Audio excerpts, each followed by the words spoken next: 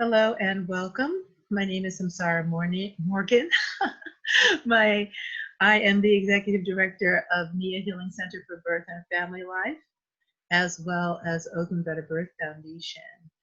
And we're going to be having a conversation with you today, talking with the wonderful Stacey Reed. She'll introduce herself in a moment. Two Black women talking about Black anger. If you enjoy this video, please feel free to give us a big thumbs up on whatever Facebook channel you find us on, either mine or Stacey's or Oakland Better Birth Foundation's. We really appreciate that. That'll help the video to be found by others who might be searching similar material. And we hope that this video will be a blessing in the lives of people who hear and experience it. So, who are you? Hello, hello, hello. My name is Reverend Stacey Virginia Reed. I'm from Oakland, California. Bi-coastal, spent many years. Currently, right now, I'm in Clinton, Maryland, which is about 20 minutes outside of DC. I'm a minister, pastor. My passion is counseling families, especially women coming from abusive families and environments. I am a life coach, working and still building my business, above all, life coaching. And Dr. Samsarah is not only my mentor, but my godmother since the age of 15. So at 41 years old, it's a pleasure to be able to do business in family, in ministry with my own Dr. Samsarah. Thank you. It's a pleasure to be here. Definitely, definitely. Well, we are definitely having this conversation at a very topical time. Yes. Our country and in fact the world has been pretty much engulfed in protests and demonstrations, triggered by the brutal death of George Floyd.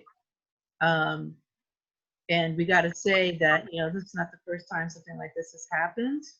Yes. But, I think we've definitely hit that button, that enough is enough button in people's hearts. And anyone who saw the video of how this person, this completely unarmed human being, was rendered into ancestry. Yeah. Anyone who saw that and didn't feel anger, there's something wrong. Yeah. There's something wrong. Like your ability to be empathetic is just gone. Right. And it's hard. The issue of anger and being a Black person, and the issue of anger and being a Black woman, that's also something that's come up around conversations with regard to COVID as well. We're looking at why Black people are more susceptible to dying from COVID than other racial groups. And, we're talking about living in the stew of disharmony and racism and hate. When you're living in an environment that hates you, how will the human body respond to that? Wow. And so there are things like addictions, domestic violence, child abuse, high blood pressure, diabetes. All of those things are more prevalent in communities where you see a certain level of existential pressure on them. Right. Outside. We look at it, how that happens also, like say in other animals. I was actually reminded of a book that I had read a long time ago about the how rabbits live together in their rabbit warrens. We're talking about mortality and how African American women lose more babies than other women in other racial groups in this country. And I remember reading that when the rabbit community is under pressure, the mama rabbits, their fetuses will absorb right back up into their body. Wow. Wow. Wow. Isn't that deep? Yes, very. Also wondered about that with regard to child abuse or striking out or lashing out at your children, parents killing their children. Right. When you're raising children in a toxic environment, like we want to pretend like we're not like the other animals. Right. Right.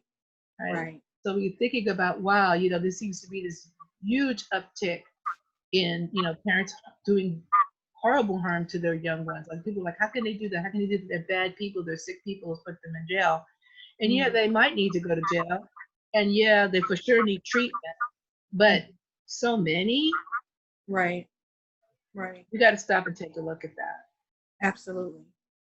So how do you, be a Black person in this country, have access to all of your emotions, even the so-called negative ones? Like everybody, if you want to walk around loving everybody, everybody's fine with that. And if they can take advantage of your love, they're fine with that. But you want to be angry because you didn't get the apartment because you're Black, like it.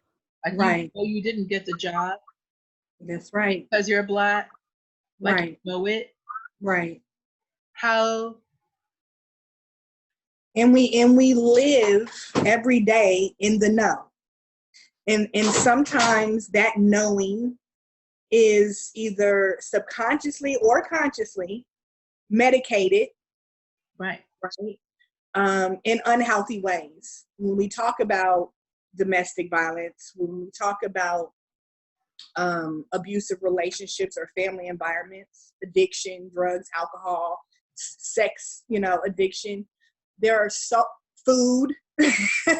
I'm guilty of all of the above, right? Being conscious of the no, is, I think, right now, today, extremely essential.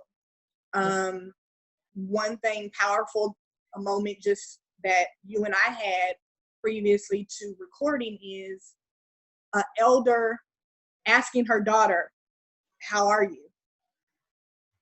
And just that simple check-in, I was able to, because first of all, the question is coming from someone that I know loves me and is giving me the space and the time to hear that question, how are you?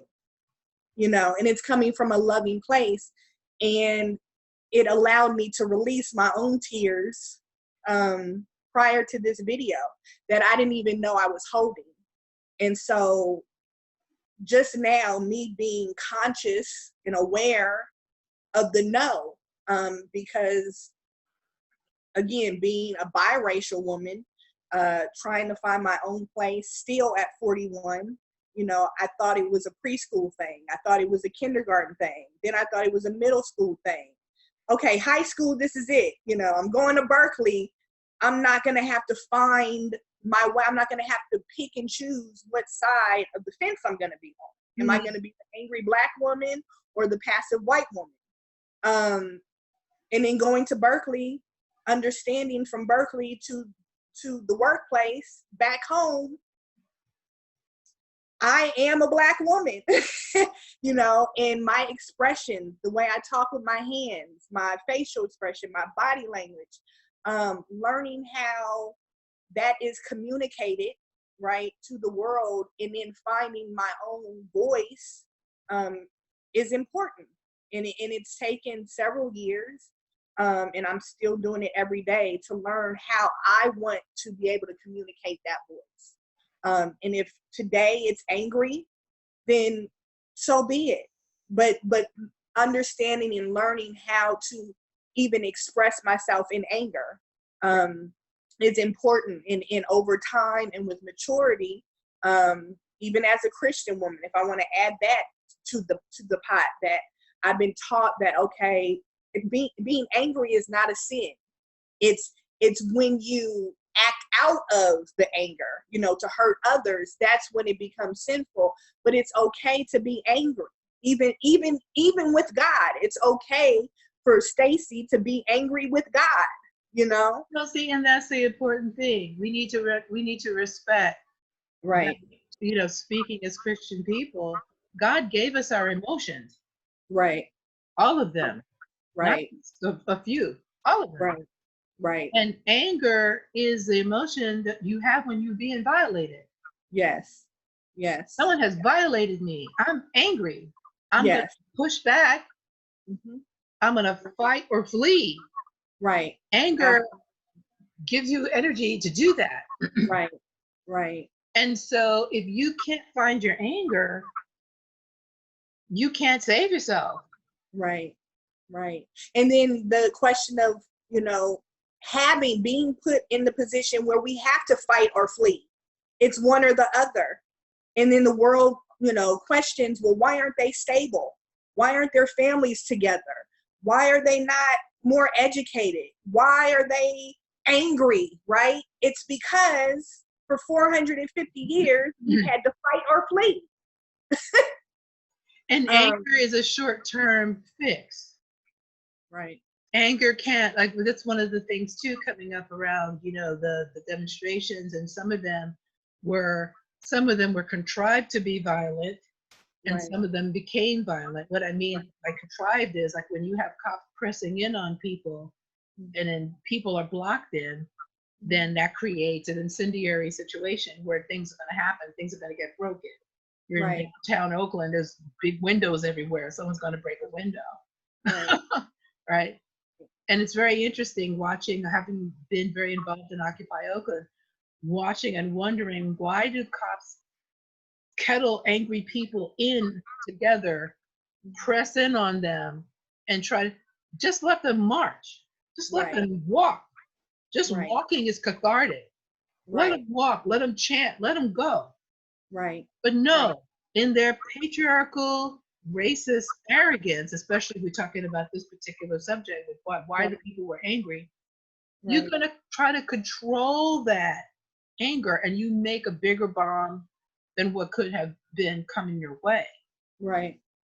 Right. And that's the issue overall, altogether. It's just, it is that the comfort of the privileged that get to judge other people's anger. Right. The abusive parent will not let their child be angry. Right. They're in power and control. Right. The child is subservient to the parent. Right. You better not be mad at me. You better take that look off your face, or I'll smack it off. Mm-hmm. That's the oppressor. Exactly. The oppression, again, I repeat, this is not a 1 incident, 5 incident, 10 incident. I am a child of a man deceased with sickle cell anemia who raised me, speaking of the civil rights movement, Right. who sat at the lunch counters, who fought off the fire hose and the dogs. Okay. And yes, lovingly married, you know, for 30 some years with dysfunction to a white woman, right? I grew up seeing two worlds collide, right? But at the end of the day, he raised me with the history of what I know and what now I am living under, the civil rights movement part 2.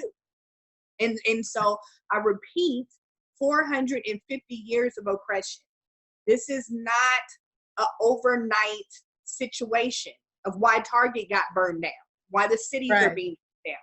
This is 450 years of not being able to vote, of not having free, equal liberties and rights. Okay? We're not even going to talk about our jail system and how it's populated with our Black men and husbands and brothers, you know, uncles and fathers that are to this day jailed behind a marijuana joint. Right. Or innocent, not having attorney fees to get out of a life sentence. And I have a loved one right now in prison that, you know, he robbed a iPhone, okay? An iPhone almost 15 years ago. Right. He is still locked up today. This is a person that I love and truly care for. He is still in his 20s, who is a father with children, okay? And the system does not care. And if you don't have attorneys, you know, that's part of the political, economic, you know, financial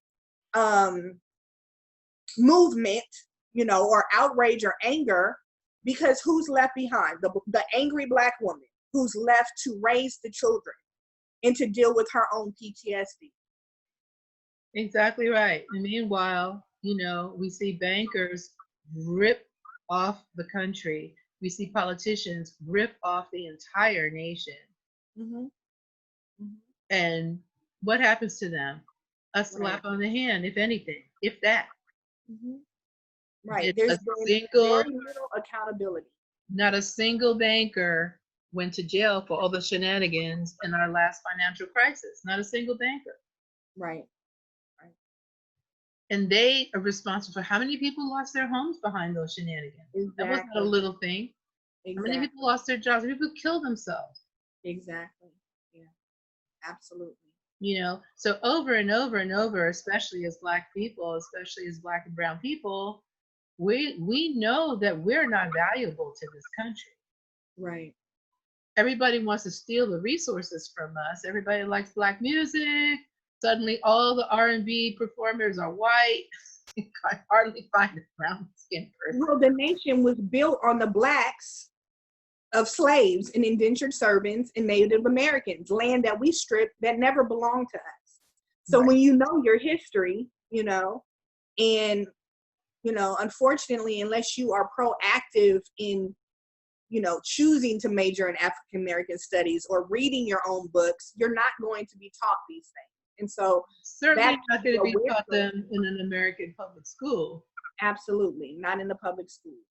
And so I was fortunate to have you as my mother, as an elder, my father, other elders of the community that, did not mind sharing their stories, because a lot of them have long and passed and gone without sharing their stories because it's been too painful.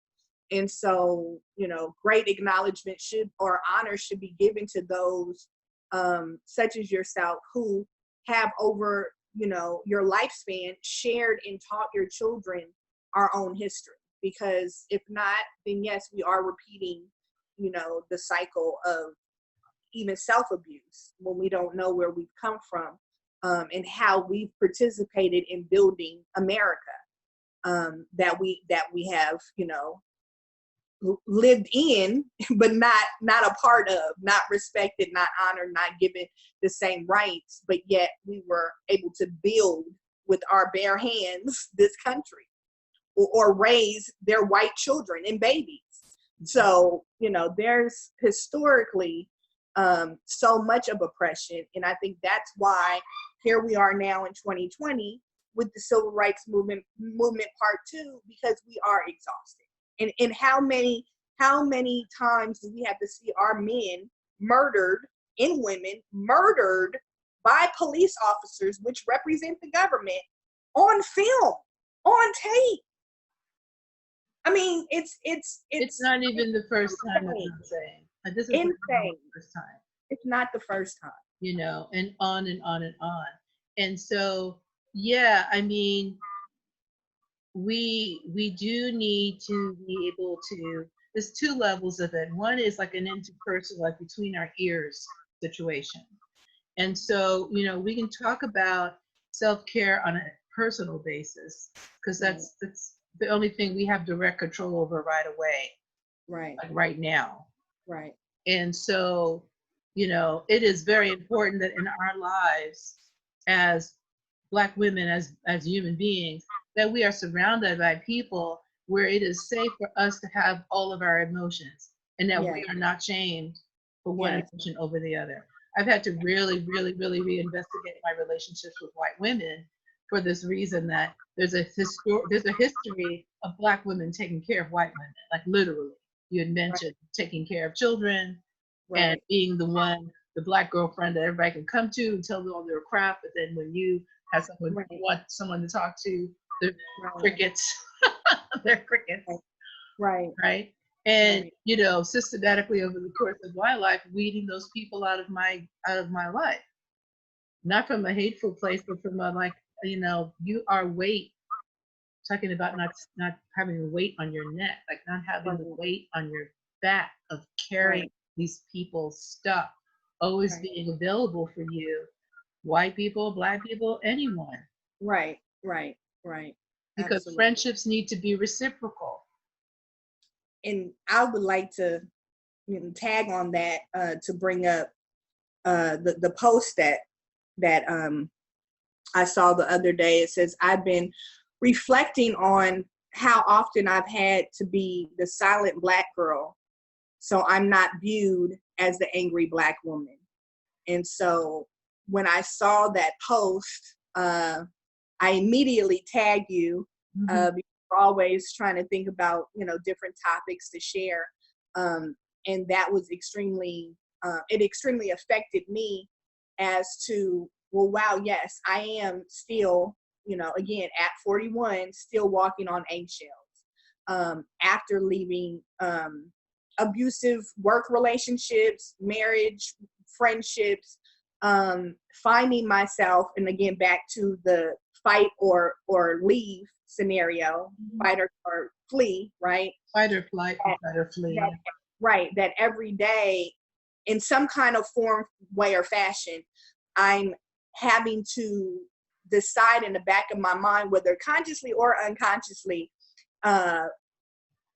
when is the time to speak, right? Or should I remain silent? Is this the time to speak?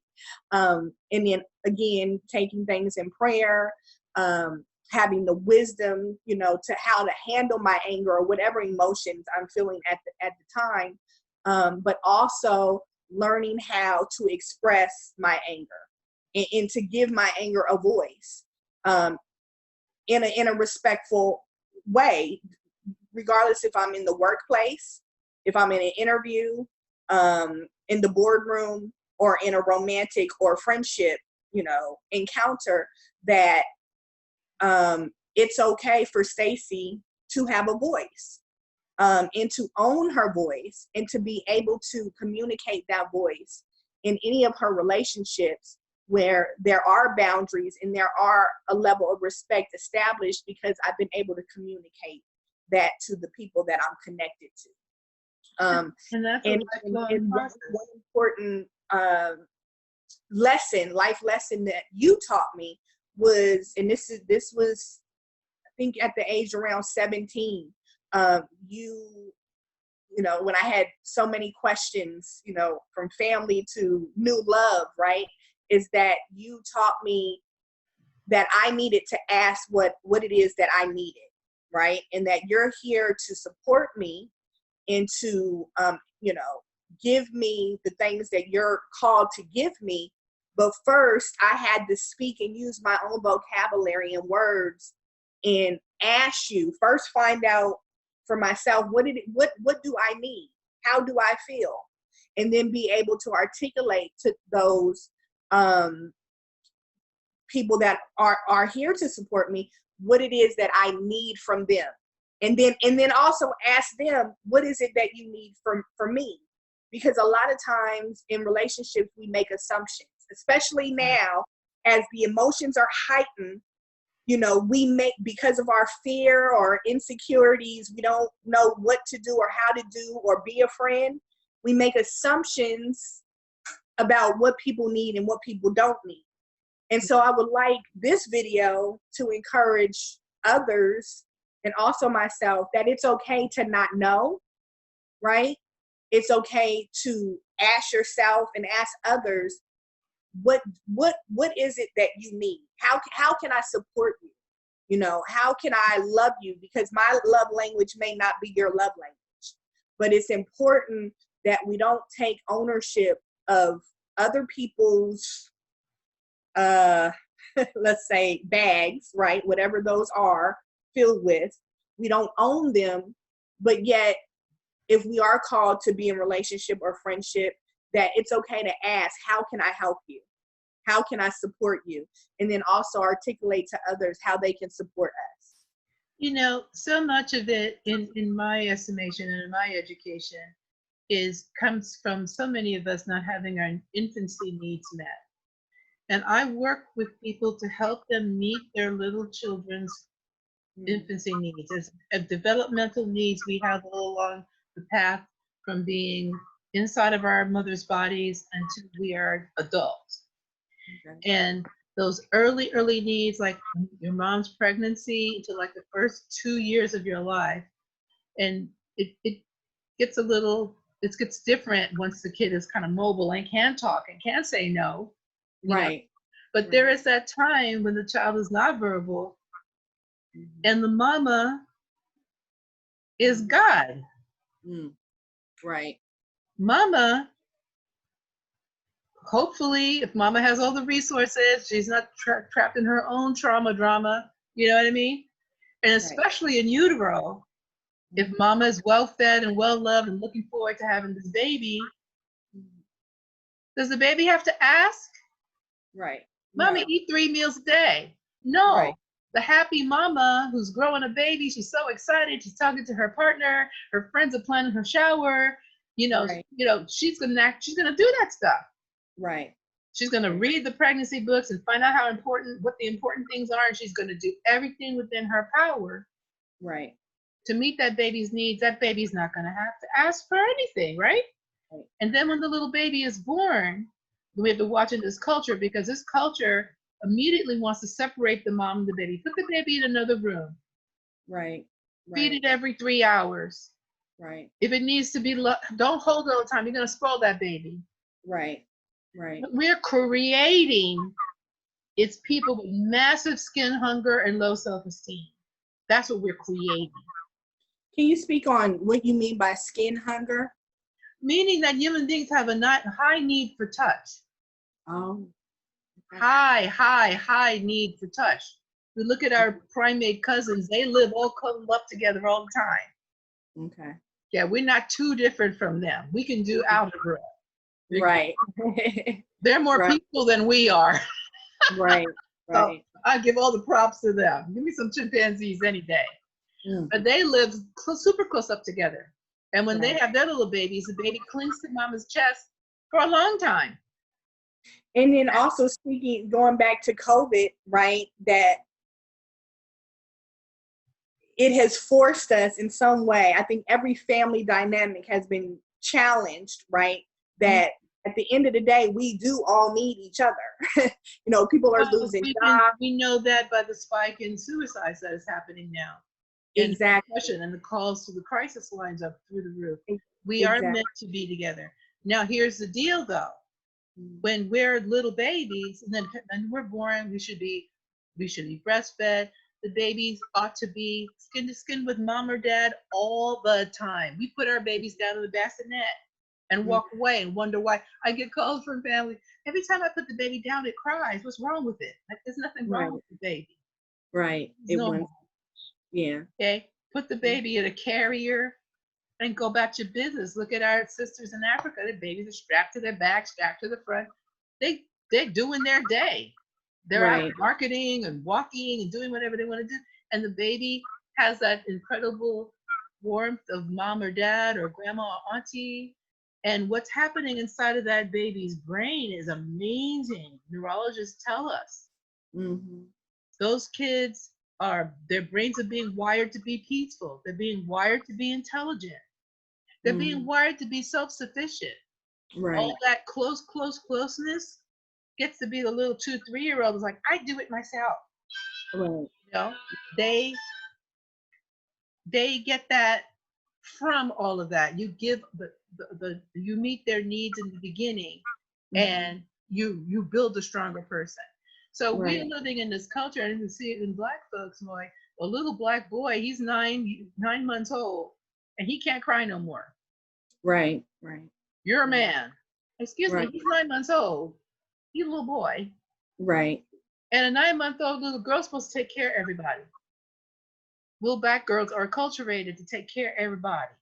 Take care of mommy and dad. Right. Right. Exactly. It's too much.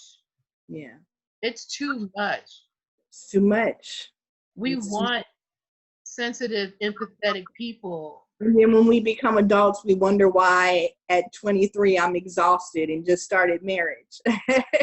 Because when you've been the codependent, adult child in so many different ways, caretaking at the age of childhood, the less energy you have when you enter marriage, like I did at 23. I lasted a decade, but again, didn't resolve those daddy issues or the trauma in my childhood, which in turn flipped over the marriage in many ways. So, Well, there, there's a whole lot going on there. But folks who, you can wait forever, but if you haven't worked on your issue, people say, I'm. The problem with my parents is they got married when they were 17 years old, so I'm going to wait till I'm 35, and because I'm older, it's all going to be different. It's like, right, you still have your parents' broken movie playing in the cells of your body. right, Whether you delay watching that movie till you're 35 or you get started when you're 17, it's right, still going to be the same broken movie that's playing. right. Okay, so you have to intervene in some way, be that therapy, which is, in my opinion, the best way to do that, to recognize that as much as you might love your people, they gave you the best they could, Right. and that might not be enough. Right. Do you want to say something? Not switching subjects, but I do have a question. For African American women who are daughters, girlfriends, wives, etc. I recently had a loved one, African American male, recently pulled over, and tased, arrested, the whole 9 yards. And I guess my question is, when traumatic events happen to our Black men, along with our own individual known and unknown PTSDs or issues, right? How two questions. How should we go about supporting ourselves to be a support, and two, how do we become the support to our fathers or husbands or boyfriends when those events happen? Because I think every time one of us walks out the door, we're always concerned if we're going to make it home. Well, recently he didn't make it home, and I had to sit and wait to find out what happened. And then afterwards, for whatever reason, then I was kind of pushed away, and he didn't want to speak and talk with me. So it had an effect on, my own relationship with a Black man who, I care and love, right? But I hear stories like this all the time. So the question is, how does the Black woman, again, going back to self-care, support ourselves? And then how do we position ourselves to be available to whatever Black man we're in covenant or relationship? I know those are two. That's a good question, but I think what comes up to me, living a life where you are always prioritizing your self-care assists with that. We are living in a danger zone. We're not living in some comfortable little safe community. We're living in the United States of America. It's one of the most dangerous planets on the one most dangerous country on the planet, the most violence on the planet, that's not active warfare going on. Right. And so in order to be able to spring into action, depending upon what's happening, we have to have our tanks filled the majority of the time. Right. So, we are prayed up, we are therapied up, we are aromatherapy up, we have gotten acupuncture, we've gotten chiropractic, what our means will allow us to get. We need to be getting it. Right. We're talking to our minister. We need to demand that we have ministers who are actually serving the community. There are lots of, unfortunately, some ministers who are more about self-aggrandizement, right? Big shiny church, but somebody in the community is in trouble, and you can't go. It's been shocking to me how so many Black folks, that their church is actually the last place they go when they're in crisis. I have a problem with that. Wow. I've helped young women young mothers who are helpless, who are homeless. I'm like, isn't there ministry? Nope, not anymore. Sad to say, I think Center of Hope and then Lakeshore Baptist. I know there are others, but outside of those two, I even when I'm in Maryland, there are very few churches that have the food ministry, the shelter ministry, the homeless ministry. And it's And my question to you is, what are you there for? right, exactly. Because here's the thing. Sunday morning church services are not enough, right? They're not enough. Collecting money is not enough. Collecting money for what? Right. What nonprofit. And this is the problem. There are folks who get all, there are folks who are anti-church, and then they're like, oh, well, take this tax exempt status away from them. And my attitude is, if you ain't serving the community, I don't have a problem with that. Right. Absolutely. The reason why churches have a tax exempt status is that they are performing a community service. That's why the government has allowed for churches to be tax exempt. You don't have to pay taxes because you're doing services that the government would have to pay for. Right. And I mean, again, you're providing food, free food, and doing this stuff that we would have to do. So you're saving us money. So we're going to cut you a break. But if you are not doing that, pay your taxes. No, the biggest shock, and again, I wouldn't want to do it over, but when I spent time in the hospital myself or homeless, and I was seeking after churches that I served for years on the board, served in the pulpit, paid my tithes, paid my offering. And when I hit rock bottom, very few were to be found, from the hospital room to food to shelter to any type of resource whatsoever. And that was a huge wake-up call for me, that here I am spending a decade serving from mega churches to small churches, and seemingly no one has a food card. No one has a bag of bread, so the compassion definitely comes when you've experienced those things, but the work of Christ in the church is to help the community. So, I'm hoping that these videos in some way also helps, just educating, and as a support to pass and share, from your business to mine. Ministry is ministry. Nonprofit is important, and building our communities back up is important. So.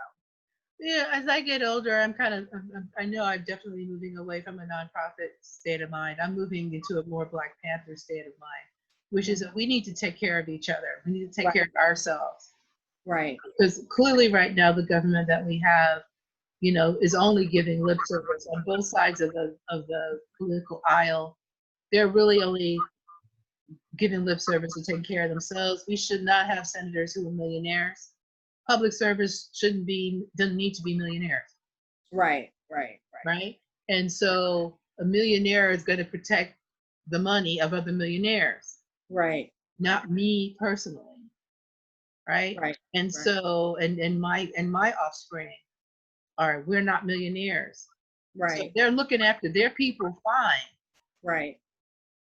And only one, and of course, all in my opinion, but only one political group gives lip service to caring about people's needs, and at least one group is more honest about the fact that we don't care about y'all.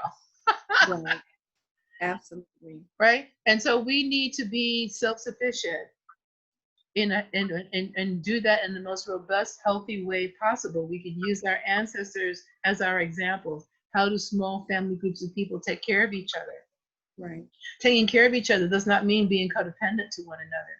Right. It does not mean that everybody knows that Uncle Joe Blow is molesting girls, and everybody just tells the girls to stay away from Joe Blow. No. Right. We need to go deal with that, get some treatment for him, and he needs to be nowhere near our babies. Right. When some child comes and says, I've been molested, we're going to believe that child. Right. And we're going to take action. Right. To support and heal the child, to support and heal the offender, even if that means your butt got to go to jail until we get a better system. Absolutely. But the family has to draw ranks against that sort of thing. We will not have that. We will not have this. Right. If we are fortunate, what is happening now in the world is the world doing that. Because there were marches all over the world. I was very inspired to see that. Because everybody's got their own brand of racism. Right. But American racism is just a little bit more special. But it was really nice to see that. And I would hope that I'm feeling very optimistic that anger, that righteous anger, was the whole world saying there'll be no more of this. Right. Absolutely. We're going to Absolutely. put an end to this. Yes. Absolutely. And at Absolutely. the very least, you're going to arrest these people. Right. At the very least, they're going to have to go to trial. And the trial needs to be an honest trial because we will be watching you. Yeah. And we want to be on the jury. Fair juries, you know? One of the most liberating things that ever happened to human beings was when they put cameras on cell phones. Mm-hmm. Absolutely. Absolutely. Absolutely. Because before that, these things were going on. And Black folks have been talking about this stuff my whole lifetime, your whole lifetime. Right. But nobody would believe us. Right. Because Right. there are folks who are living in more privileged environments, like, oh, that can't happen. That can't be true. Right. What do you mean it can't be true? I'm telling you, I saw it. I'm telling you, it happened to me. So we have to respect each other's lived experiences. Yeah. Absolutely. Absolutely. One of my most favorite, I think it would be considered a documentary that was made a while ago, was a film called The Color of Fear. And it's made by an amazing therapist here in the Bay Area. And I was privileged to be a facilitator of his movie for quite some time. And it was about racism. And what he did was he took two groups of men up, he took a group of men up to somewhere in Northern California to a retreat center. And they all sat together and they had conversations about race. Mm-hmm. These are all men, men's group men. These are men, pretty, evolved gentlemen, look at themselves, different races, Asian and Latino, and 2 white men, Black men, and got them up there and got them all talking about their experiences of being men in America and the men of their race, whatever their specific race. And of course, the Black men were talking about injustice, being stopped by cops and whatever. And this film was made over 20 years ago now, right? And so they were talking about that. And there was one white man, and we all knew this guy. He was like, I think you need to change how you're thinking about your life. To the Black man. I think it can't be the way you're saying it. You have to change your mindset. Right. So then you would have more success in your life. Mm-hmm. Because if you see that everybody's out to get you, then that's on you. And there's a lot of whacked out new agey thought that's like that. Like the Secret, The Promise, some stupid book. Right. Stupid, badly written books that every other person reads. And they actually they disrespect spiritual principle. Right. Okay. Yeah. If I'm positive, I will see things through a positive lens. That's true. Karma's real. And then there's oppression. Right. Exactly. And then there are people oppressing other people. I could be the most positive son of a gun on earth, and I'm still a Black woman in America, and there's still stuff coming at me no matter what. Right. And we don't get the luxury of a vacation or a day off. Every single day we have to rise again. And if we don't do our self-work, then we will crash and burn. And so I think people are so willing to blame us for our failure. Exactly. We failed because we didn't try hard enough. We weren't positive enough. Right. In this film that I was talking about, though, it does get to the point because this one white gentleman was pissing off everybody. All the men of color were just about to what are we going to do with this guy? He was just so in that place of white privilege and arrogance, right? And then finally, the facilitator, who's a therapist, took him to the side and asked him, okay, I hear you putting down or negating the experiences of these other men around you. These men are telling you their lived experience, and you're telling them that it can't be so, and it's not so, or it's not valid. Your feelings are not. He said that so many times. You just want to reach through the screen and hit it. He said, I don't believe that that's valid. Right. Ah! And he said, and he asked him, what would it mean to you if what they're saying is true? what would it mean to you? And you can see this man completely change. He got soft. His arrogance went away. He teared up and he said, well, that would be a travesty. Nobody should have to live like that. I can't believe that anybody has to live like that. And then, of course, the wise therapist said, what if it is like that, though? Yeah. So that's the deal. When people get all in their pearl clutching arrogance, I mean, I get so, people crying about store windows when there's dead people on the street. Underneath that, what I try to do is remind myself that that's for good people. For bad people, there's nothing you do for them. Right. They need bigger help than I can provide, and I hope that they get it soon. But for good people can make really bad decisions and shame other people's anger from that place. Like, well, it's all fine and dandy for me. I have to work hard too. Well, it's not easy for anyone, but I'm not breaking any windows. Well, why aren't you actually? Right. That it helps me to remember that good people can be led astray from standing in solidarity with others from thoughts like that, and how the system is set up to help people feel privileged and safe. Like, I'm really pushing back against the word safe. There is no safe. The Buddha said safety is death. Right. And it's not about shaming or trying to get white guilt either. We don't want your shame. We don't want your guilt. It does nothing for us. What we want is the cohesiveness and the support and the acknowledgement and the validation. I think we're even past the validation. We want hand in hand, laws changed, systems changed, so that we can move forward as, people with our own civil rights, so that we can not worry about walking out the door and being killed. And so, again, for all nationalities, for all races, it's okay not to understand. It's okay to not be able to relate. Sometimes it's impossible to relate.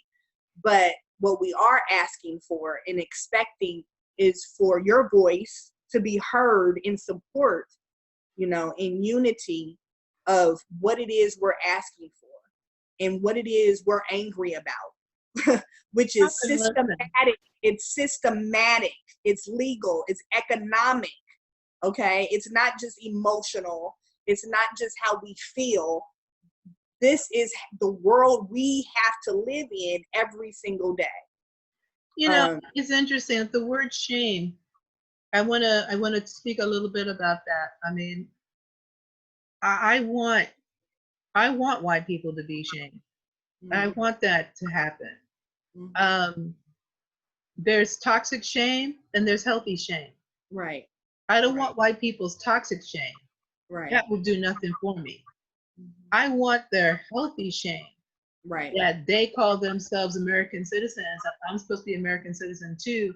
And these systems and structures are in place in their name. Right. Exactly. That oppress people like me and my children. Right. And you. Right. I want them to, healthy shame is what we feel when we let ourselves down or when we're not acting according to our honor code. Right. We should feel ashamed when we do certain things. That makes us make change. Right. We shouldn't be like, I am shit. Right. But we should be like, what I did was shit, and I'm going to stop doing that. I'm going to heal that. Right. Absolutely. There is a huge difference. And I do think that some healthy shame is what got millions of people out marching in the middle of a pandemic. Yes. Because when you think of that, that is also something that gives me a great deal of hope too. You think of that. The last 2 weeks ago, nobody was talking about nothing about who was wearing the mask and who wasn't wearing the mask. And oh my God, and the mask police were out, right? Right.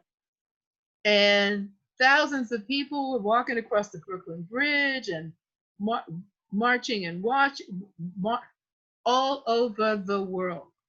And the same pandemic is going on. Absolutely. And I do think at the end of the day, human beings are good like that. How brave that was. I was inspired by that. Absolutely. Absolutely. Absolutely. That was noble and powerful. And now the follow through has to happen. Right. Right. Policies have to be changed. Yes. Yes. Yep. How people are actually treated, who is fed, who is clothed, those things have to change. Right. Right. So can you speak on a little bit of like your ministry, your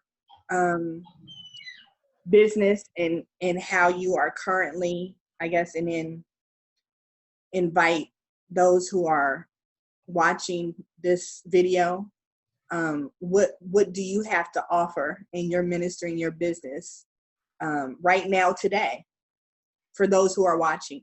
Right now today, my ministry is helping as many children be well born and happy on this planet as possible. And the services that we offer as far as childbirth education and labor support, postpartum support, parenting education, family life counseling, all of the things that we offer are on a sliding scale to free basis. So anyone who wants to get support from us will and can get support. And if we need to refer you to another provider, so like I myself am not a psychotherapist, but if I'm seeing somebody who needs a psychotherapist, I know the folks in the community I can hook them up with who will deal with them and their circumstances. Excellent. You know, our job is to be that information bank for the community. One of the problems we're having right now is that in the shutdown, doulas are being locked out of being able to assist at births in the hospital. Right. And so we are engaged in political action. We want to engage everybody who is watching this video to call the California governor, or call the governor of your state, because this is happening nationally. I just happen to live in California, so I'm focused on trying to get California doulas back. And I know better than to be trying to ask our president the same thing, because he don't give a darn about birth doulas. But in a nation where the most death is occurring in childbirth is happening to African American women and their babies, to not allow a profession that reduces mortality and reduces injury, reduces C-section by 50% if you have a doula with you when you have your baby, reduces your need for medications by 60% if you have a doula with you when you have a baby. During a crisis, you would think that you would need those people doing their work even more than ever. Right, right. So that fight is continuing. And also, but everything that my practice does is reminding people of their own power, you know, to hold hands with God and do battle against these things in whatever way they see fit to do so. Right. And to be supportive of the organizations in the community who are going to do the long-term work. Because as we said a minute ago, the riot was that moment in time. Right. The riot shakes everybody up, gets everybody's attention. And sometimes that has to happen. But then what's going to happen after that? Absolutely. I think one of the biggest problems, one of the biggest mistakes that we made as a people, not just Black people, but American people, we had all that activism in the 70s. And then we thought, we were like, well, we did that. That was handled. We are just racism free now. Isn't that wonderful? And then came the crack in the 80s. Which was about racism, because in what communities was that planted? Absolutely. And used to fund wars in other countries, which now we know that actually did happen. That wasn't so the conspiracy theorists who were talking about it, at first everybody told them they were crazy until we found out, oh wow, that really did happen. like our government really did do that. Yeah. So that's why I'm moving more towards a, Black Panther state of mind the older I get. And bottom line, it's going to have to be people reaching out to other people. Right. If people come and join and work with my organization or form their own organizations. It's all about spotting what needs are in the community and how can we address those needs. Oh, we have homeless people. What can we do?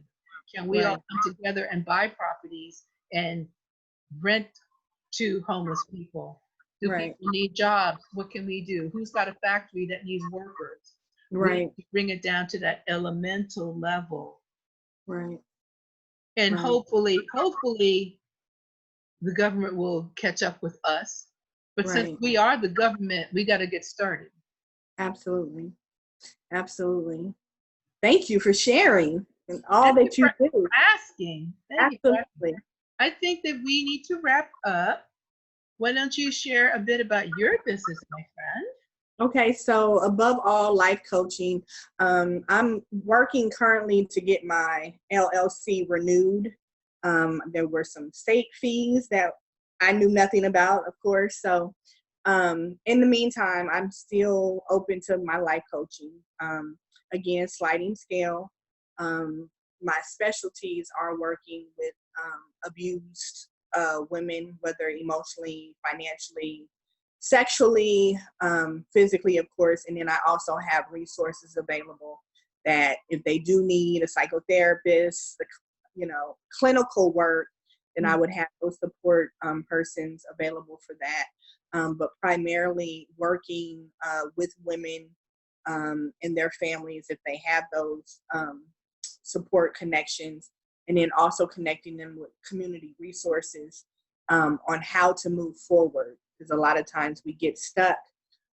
So I'm really focusing on, women who are in transition, whether they want to leave an abusive situation, stay in an abusive situation alive, right? Right.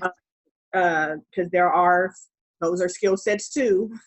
When we have different choices according to financial freedoms and things of those natures. And then I'm, of course, also licensed as a minister. So there is a Christian, really God, I'm non-denomination, with helping people build their relationships up with themselves and with God as well. I'm trying to move forward and, continue in their own life goals, whether that's career, personal, financial. Also, almost finished with my MBA, 2 more classes. So keep praying for me. Again, Reverend Stacy, Above All Life Coaching. My number is 301 755 4680. Email is Stacy, STACEY, as in Virginia, REID @outlook.com. And again, thank you for having me. This has been wonderful. This has been wonderful. And my name is Samsarah Morgan. I'm the Executive Director of the Oakland Better Birth Foundation. You can find us at our website, www.NIA, oaklandbetterbirthfoundation.com. The phone number is 510-827-9160. Our email is oaklandbetterbirthfoundation@gmail.com. And you can also use that email to give donations to our work through PayPal. Please feel free to do that, oaklandbetterbirthfoundation@gmail.com. And every little donation helps us to do the work that we do. Thank you for watching this wonderful video. Thank you, beautiful daughter, for your voice and your power and your words. I'm so proud of you. Thank you. Likewise. And we will be doing this again. And we want to thank you for listening to 2 Black women talking about anger. Have a great day. God bless. God bless.